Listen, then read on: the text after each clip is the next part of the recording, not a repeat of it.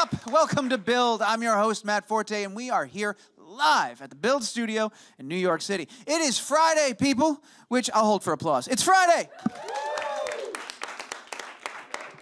Which means the weekend is here, and what better gift to receive on a weekend than an awesome show to binge. Jessica Jones Season 2 has officially been available on Netflix for over 24 hours now, which means the spoiler clock is ticking. So if it wasn't part of your weekend plans already, I'm sure it is now. Joining me in just a few short moments to talk about the latest season is one of the latest additions to the cast. Now, you've seen him all over your television. He's been on Arrow, House of Pain, and of course, as Julio on Power. Poor Julio. But now you can catch him as Oscar, the devoted single father and Jess's new superintendent in Jessica Jones Season 2. Oscar is less than thrilled with Jess's abilities, but not for the reasons you may think. And naturally, people, I'm talking about the incredibly talented J.R. Ramirez. Make some noise. This is amazing, right? Yeah? Exciting. So we're going to bring him out here in just a second, but before we do, I believe we have a video from the show. So Luke, let's go ahead and run that clip.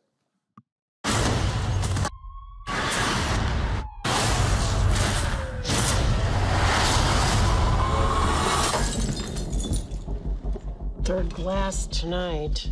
Put it on my tab. You drinking to remember or forget?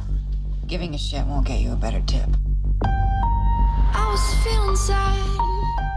Can't help looking back. Highway. My whole family was killed in a car accident. Someone did horrific experiments on me. And now this super vigilante shit keeps coming at me. Do you know Captain America? I want to absorb Ailey's investigations. You don't want me, you just want to eliminate the competition. I never take no for an answer. How rapey of you. Something happened behind these doors. I have 17 years of questions, and they are deep. Jess, knowing what was done to you might help you. We were made here. Me and something else. The only way to find it is to open the door wider. You were brought back from the dead. The powers were a side effect. How many others are there? Like me? Let it go. There is a killer you cannot control. I didn't ask for any of this. Jessica might not want a sidekick, but she needs one. You're not super. You're a ticking time bomb. Keep telling me who I am. How dare you? What if facing it makes me worse? What are you gonna do? I don't know. Depends on if I can get through this night without losing my shit. Jessica Jones! It takes a monster to stop a monster.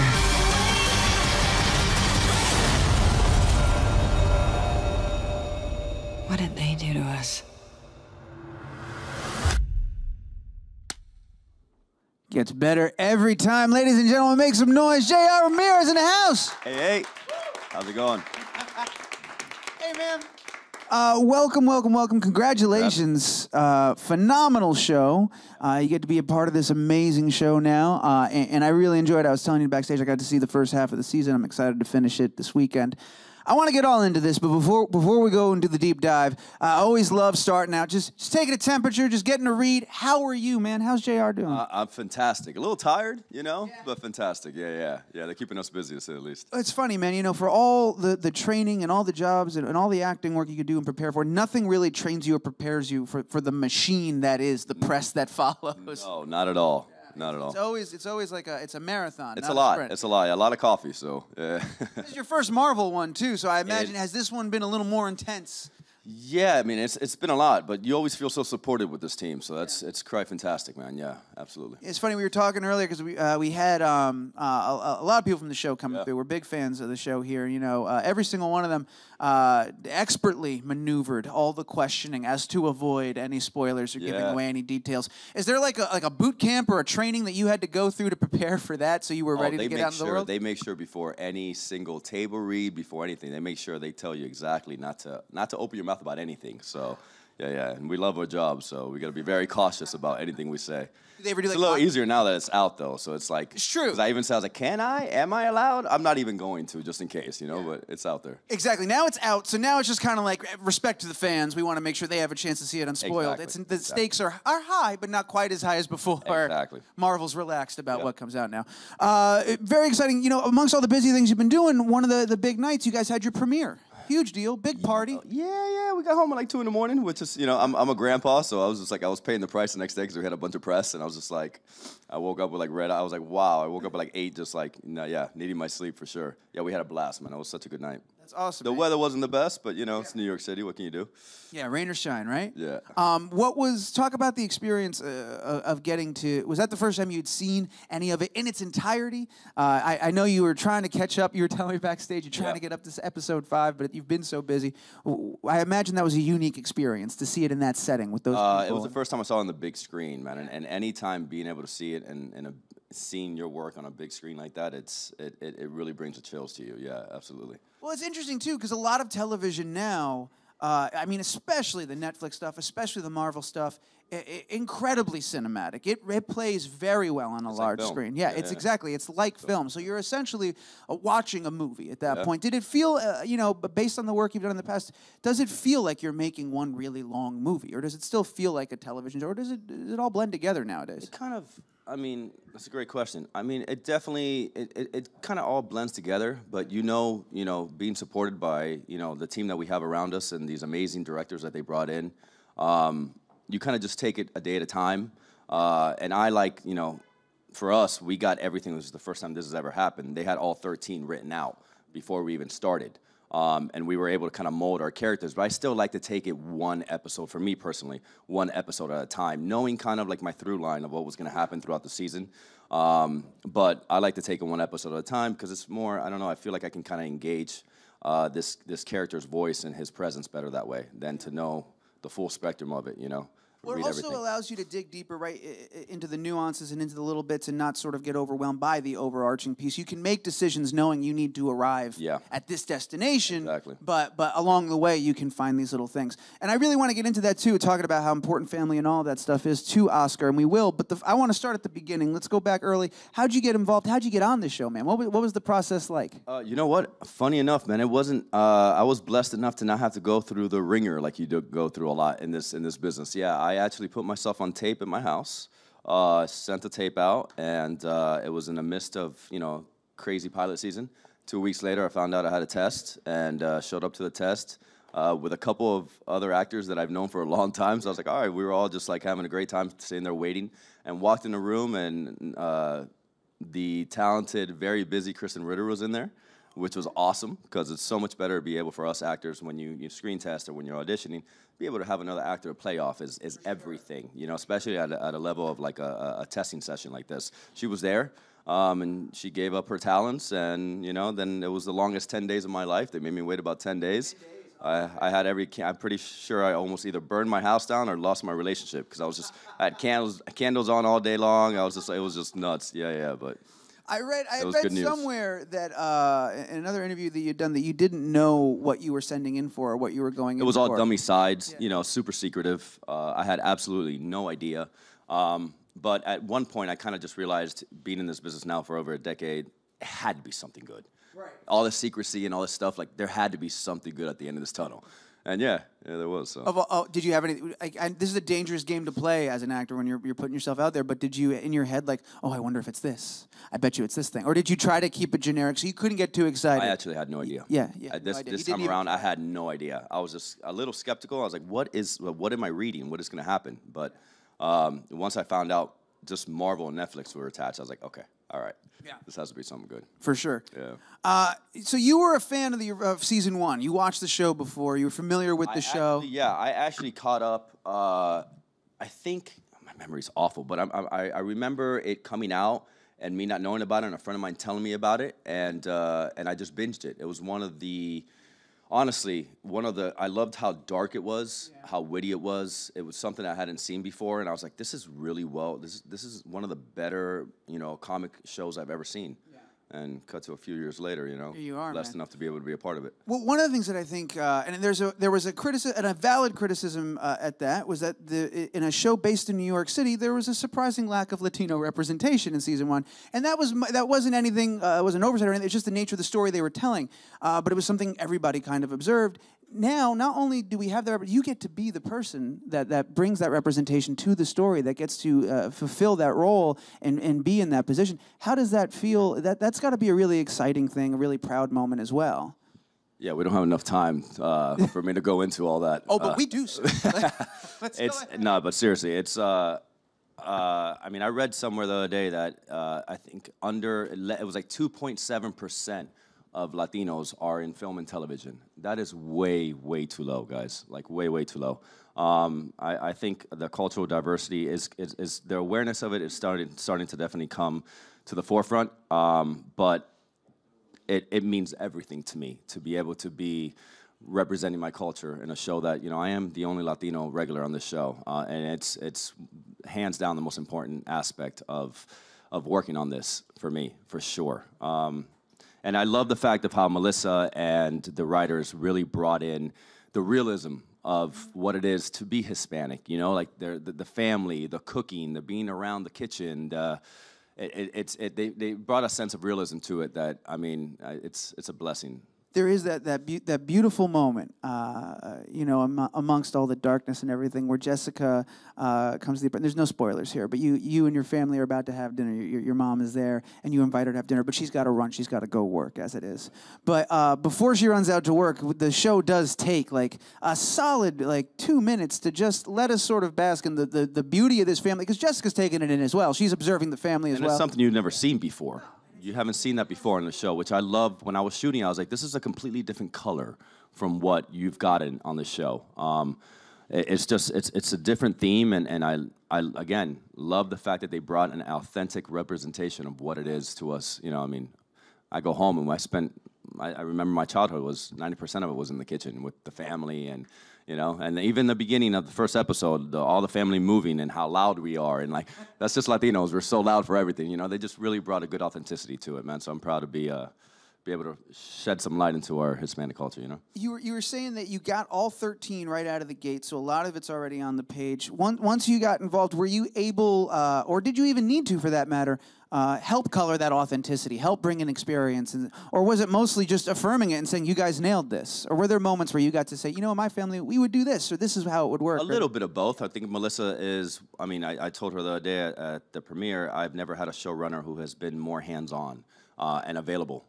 She, from the beginning of me getting the role, she was supposed to be in LA, and she stayed here just to make sure I was happy with the clothes, and I was happy with, you know, his wardrobe, and just like the details, the attention to details that this lady has given to this show speaks volumes for the quality of the product, you know. Yeah. So yeah, I always felt supported. She even said, she's like, do you want to make him Cuban, or do you want, like, what, like, how should, it was from the beginning, she was always very much hands-on on making sure that I felt very comfortable on how we represented this new character on screen, for sure. That's awesome, man. And that's kind of been... and that's rare. Yeah, it's been something... It's a consistency from every Jessica Jones interview. Everybody's sung Melissa's praises and talked about how hands-on and how amazing it was working with her. Egoless, which is, again, so rare. It's going a little bit deeper, too. So we know we've got the representation. That's a fantastic... You're excited about that. That's a huge reason, the most important reason. And also, forgive my ignorance if I'm wrong here, but this is the first time you as an actor get to play a father or be like a fatherly character. That's my second favorite thing about this role. So there we go. Yeah. So talk to me a little bit about that, man. That you got everything you want on the page. It's almost a dream gig. Too good to be true, right? I shoot like 10 minutes from my house, too. I'm serious. When this came... I swear to God, when this came around, I was like, what... I'm being jinxed. Am I gonna die like 2 episodes in? Like, what is happening right now? This is too good to be true. It was seriously, it was ridiculous. That's insane. I had no idea you were 10 minutes from your 10 house. minutes from my house. Yeah, all right, that is the dream job. It's a dream job. Literally a dream job. Yeah, it's crazy. We'll talk about prepared for that, man. Getting ready to be a father on screen. And yeah, and you know, I've always wanted to play a dad, and you know, I was a little nervous because you never know, you know, who they were gonna cast. Right. And Kevin Chacon is literally this kid is. He's not only a dear friend of mine now, but I met him right away, and I met his family. I was like, this kid is something very special. And I remember working, first couple weeks we were working, I remember having a scene with Kristen himself, myself and him, and he looked over at the director, and the director had given him some sort of direction. And I forget exactly what he said to her, but I remember looking at Kristen, I was like, it was like if a 20-year-old veteran was working, and this is his first thing he's ever done. He just has the chops, man. You know, you can't teach that. He has got so much charisma. I'm pretty sure he stole my limelight every time we were on scene, on camera, and I love Kevin, man. He made it really easy to fall in love with him, you know? He's just a good kid. Well, when you were sort of figuring out the kind of father you were going to play and be, were you thinking of personal touch points? I know on Instagram you're a pretty awesome uncle. I am. Yeah. So were you thinking of that relationship? What were you tapping into to become your father? You know what? For me in this role, I did a lot of journaling. I built more than I did with Power, with the show I was on before. I built a lot of backstory to this guy. Coming into a season that's already established and stuff, I had a very, I had points of what he had been through, but I realized that he has a dark past of his own, and I feel like the show every character has their own demons they're really trying to work through. So I really wanted to give him a strong backstory of where he came from and why he spent some time in jail and why all these things happen and why he's going through a divorce and, and going through this custody battle with Vito. And so I spent a lot of time journaling. And, I'm not a dad yet, but I do have so many friends of mine all have kids now, and I got a 3-year-old pup who's like my life. So I literally, like, it may sound cheesy or not, but I just kind of really worked on, sensations of how much happiness this little guy has brought into my life and what it means to have him, and if he was taken away or killed or whatever it may be. Like, just tapping into all those things as I was journaling really, really helped me prepare for this. Well, it's so funny you mentioned that's what you were referencing, because like I'm at that point in my life too, where like a bunch of my friends have kids and all that sort of. Everybody has babies all of a sudden, just happens like that. Yeah. Turn around, everybody. And most of mine are in LA. So now, like, I'm up here, and like I'll see them one day, and they're just like, and I'll come back and be like, Uncle Jimmy, and I'm like, how are you talking, dude? What? Like, what the heck, Yeah, nothing. Eating sushi, like what? You're 3 years old. What are you doing? Nothing crystallizes the passage of time more than like seeing a kid. It happens so fast. Especially in the beginning couple of years. Oh, it's ridiculous. It's like that. It makes you feel like an old man. But the other side of that that's really funny, too, is that I have a dog. And this dog is my whole life. And you never want to see... I know it sounds cheesy, but they are, man. They're like kids, dude. I travel with mine everywhere, and they fill the void. Like, I rescued him. I'm a huge dog. Like... Yeah. They really do. There's something to it. I acknowledge wholly that they are not a human being. That is not the same as having a child. But you can't tell me there's not some kind of connection. I'm responsible for this thing. 100%. Mine knows like every single different toy. Like he's too smart for his own good, man. Yeah. It's kind of like a baby that stays at the perfect age. Yeah, what exactly. He is. And he's furry. Exactly. Yeah. Now he's calmed down a little bit, because before it was that puppy phase where he was just, it was like 10 o'clock and he was running around like if he had 5 cups of coffee, Which is another thing. He loves coffee. I've put up a little bit about that. I've never met a dog before that actually, I can't enjoy my coffee in the morning without him. Like, now I get mad at him, so I'll push him off so he gets on top of the couch, and he'll just be here waiting for me to take my sips. I'm like, dude, you're a dog. Like, what are you doing? Like, it's just crazy.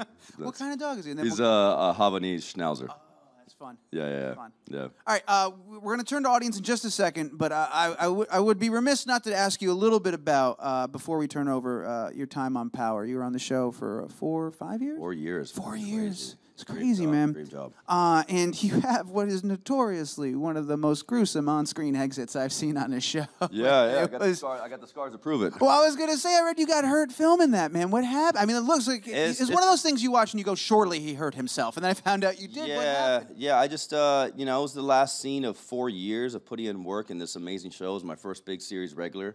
I made some amazing friendships out of that show, and it was really bittersweet, man, but it was one of these days where I had all these stunts to do, and you just kind of got to give everything you got. And I had a stunt double there who was super professional and great, but I was like, no, it's my last day, let me get in there as much as possible. It was just a fluke accident, man. There's a bunch of stuff happening in these fight sequences, and my pinky got caught in one of the fake, I had like a metal rod that wasn't metal, but it had like holes on the top. And I get my Achilles sliced. So you got to commit to that. So you got to jump. Like, once you get your Achilles sliced, I spoke to a doctor beforehand, like a week before. I was like, what is it to like really, like, what is the sensation? He's like, what do you mean? You go, that's it, your leg's out. You get your Achilles sliced, your leg, you drop to the floor. There's no, it's not a pop, that's it. So, you know, one of the 15 times I fell, the rod got stuck to my pinky, and my chest took the fall, and it went all the way back, and my hand turned into a golf ball, and that was like 3 hours into like a 17-hour day, and I was just like, I need some ice. This one tickled, you know. But you know, anyways, we ended up finishing it, and the next morning, my girlfriend's like, you may need to go to get an X-ray. 6 hours later, I was having surgery with 2 pins in my hands. Yeah, we did New Year's. We were in Mexico, and I looked like freaking Hugh Jackman from Wolverine. I had like 2 pins coming out of my. So I got. There are worse things to look like. Yeah, exactly. No, man, but it was one of the coolest experiences I've ever had as an artist, and I could have got a bullet to the back of the head. I always say that. They let me go out in glory, man. So definitely, you know, it was epic. It was epic. Yeah, no doubt. Well, I have to imagine. But less intense physically for you on Jessica Jones. I haven't seen the whole series yet. Maybe stuff happened. But you didn't break anything, right? No, not this one. No, not this one. Yeah, this one's a lot easier, absolutely. Thank heavens. All right, let's turn it over. We've got some microphones in the room. We'll take some questions from the crowd. The first one's going to be right over here on our green couch. Hi, I'm just wondering what drew you to acting and what draws you to the characters that you choose? Yeah, I actually started... funny enough, I started modeling. I walked into an agency one day with a friend of mine in South Florida, and his agent was he's like, have you thought about doing this before? I was like, no. I'm taking pictures? No, I'm good.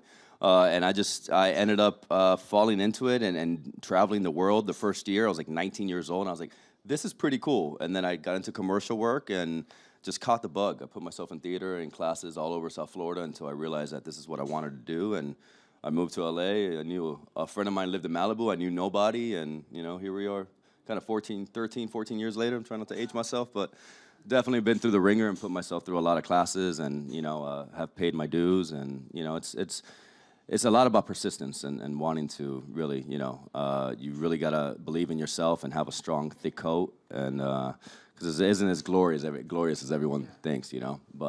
And what draws me to my roles, I always say I want to be a chameleon. If I can continually do something different every time that really brings who I am to the forefront and represents me as a person and my values and stuff, then I'm all in.